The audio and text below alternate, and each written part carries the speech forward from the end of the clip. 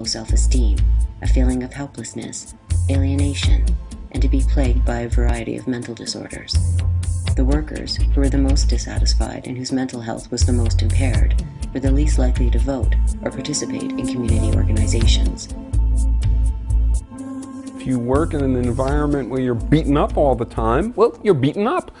Moreover, if you work in an environment that is so fragmented, that so robs you of dignity and so robs you of the expression of your own capacities, then they'll be diminished. You'll be deadened. You'll be bored. You will be reduced in your potentials, and you are not too likely to take initiative in other domains either. This is why Taylorism is pursued. This is why fragmenting of work is pursued. It weakens the workers, not just on the job, but in their communities too, which is what you want to do so that they don't take more of the income from themselves, thus reducing profits for the elites.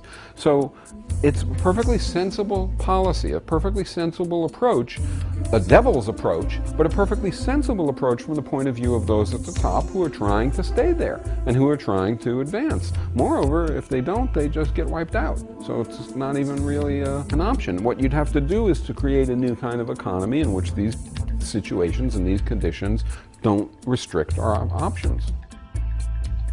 The corporate entity, corporate person, it's not really a person, but call it an entity, is it pathological? Answer yes. Why? Because it drives toward profit regardless of the broader implications. It doesn't matter if your drive toward profit induces pain and suffering, promotes, generates black lung disease in a mine, or pollutes the environment, or literally destroys the society. It doesn't matter. You're forced by the nature of the social relations inside and among corporations, the market system, to pursue, to accumulate, to pursue profits.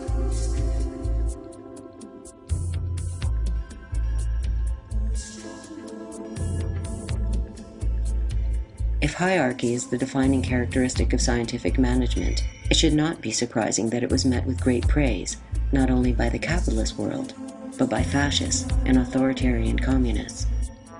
Mussolini set up a propaganda arm of his government to promote Taylorism, while Lenin wrote in Pravda in 1918 that we must introduce in Russia the study and the teaching of the Taylor system, and its systematic trial and adaptation. As in America, workers in Russia were unimpressed with scientific management. A major contributing factor to the Kronstadt Rebellion of 1921 was the introduction of Taylor's techniques. Immediately after the rebellion was crushed, a government document on rationalization spoke of the instinctive mistrust of all workers toward all kinds of experiments directed at extracting greater productivity from them.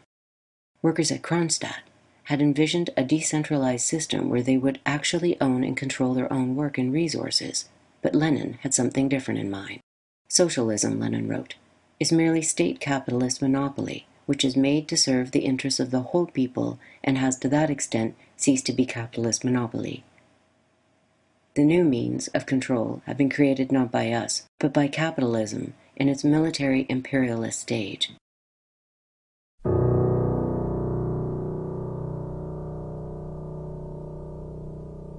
The Leninist system was one of the greatest blows that socialism suffered in the 20th century, maybe second only to fascism.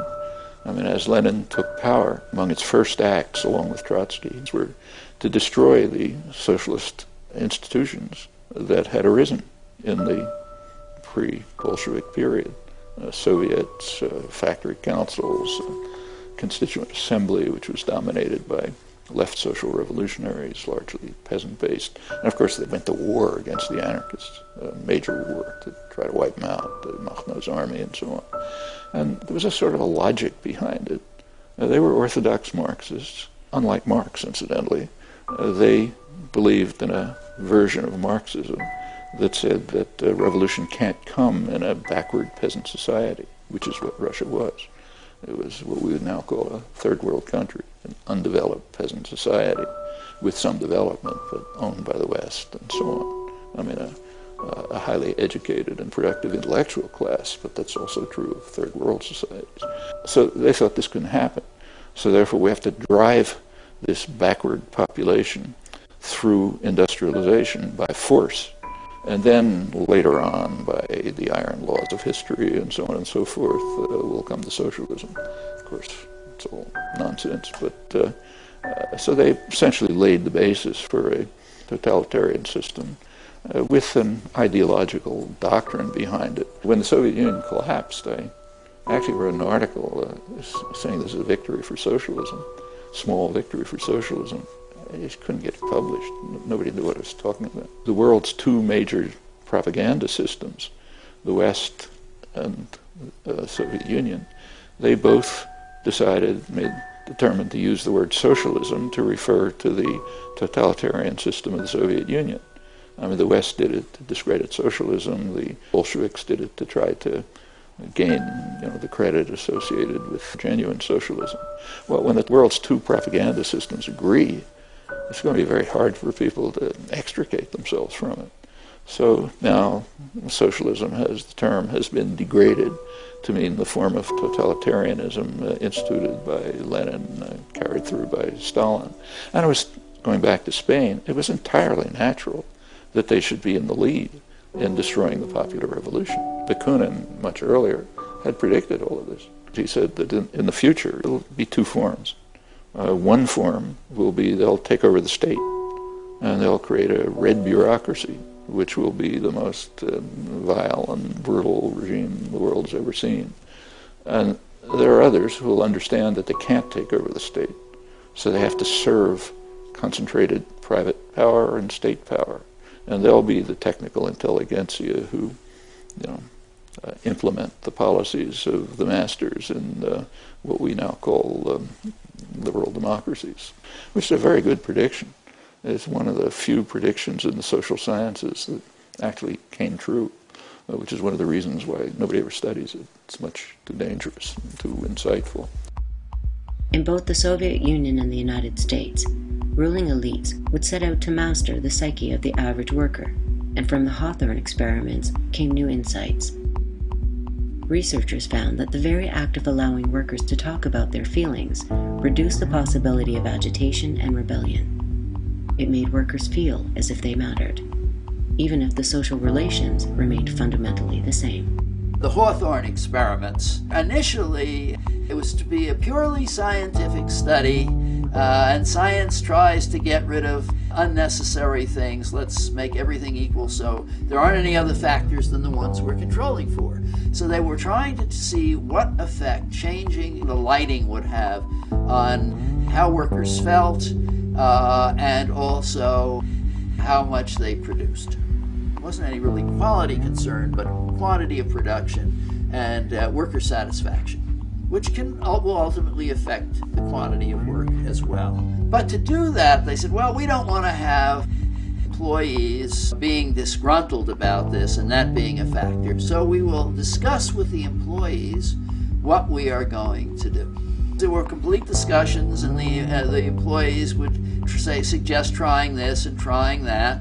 And what they found was, no matter what changes they made, including putting the lighting back to where it had been before the experiment began, to see what difference that made.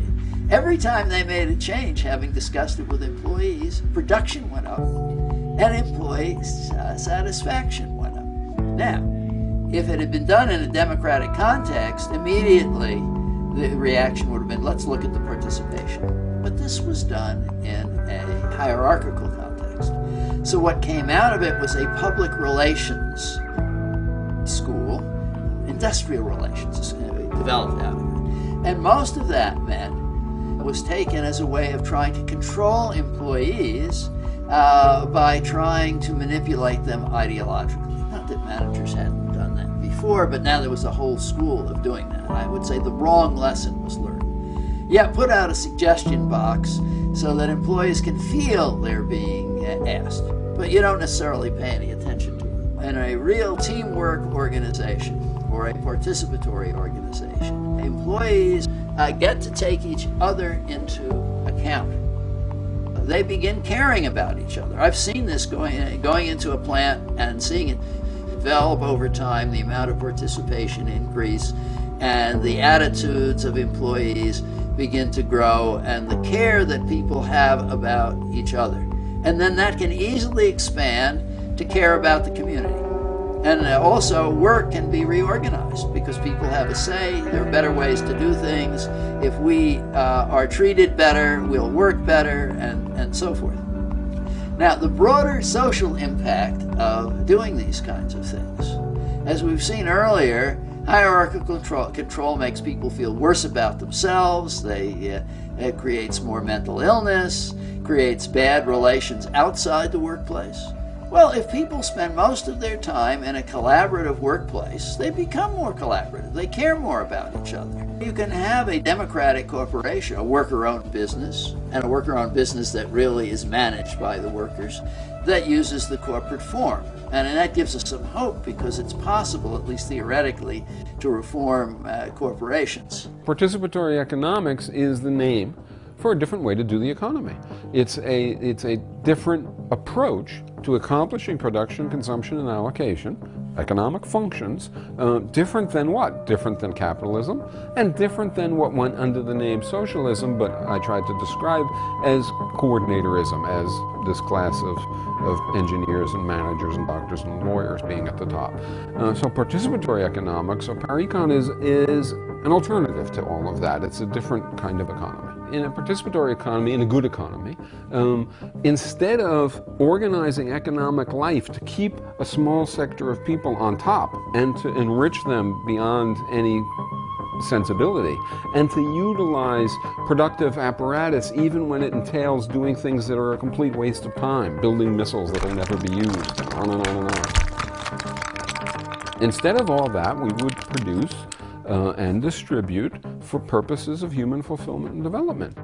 You don't need all the advertising, you need sensible information rather than people competing with advertising that has nothing to do with actually communicating what the benefits and costs of production are. You don't need all this military production, of course not. You don't need, nor do you want to, generate all kinds of activity and product which doesn't make people better off.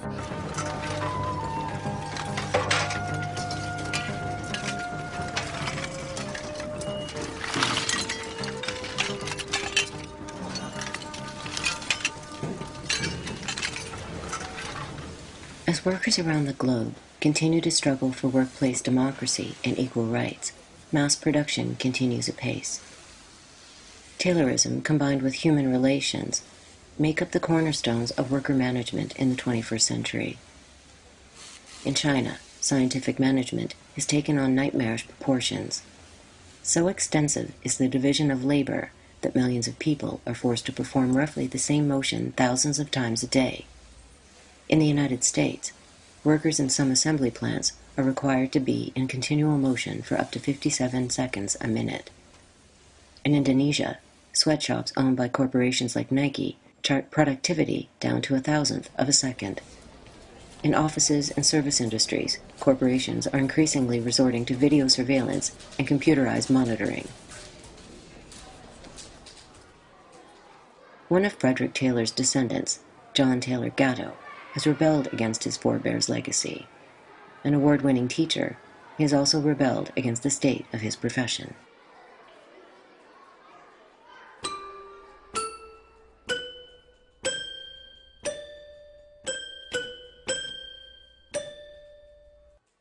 The key is the word